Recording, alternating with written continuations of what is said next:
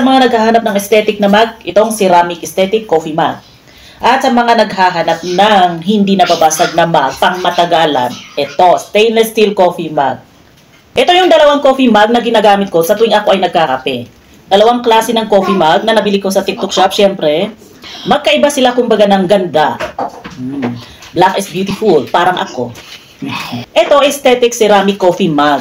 Ang nagustuhan ko dito, syempre, yung itsura, yung design. So, aesthetic na aesthetic, tapos, yung size, kasi malaki. Kapag nagkakape kasi ako, talagang hindi lang siya isang cup, dalawang cup. Lalo na kapag ang kape ko ay yung puro, mga barako, ganun.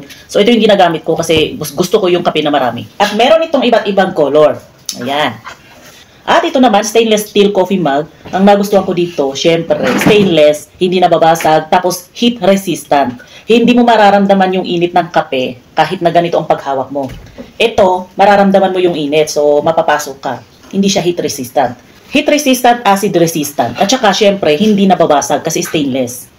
Ang problema kasi kung minsan sa mga breakable na mug, kapag hindi maingat yung mga naguhugas ng pinggan, mauubos yan.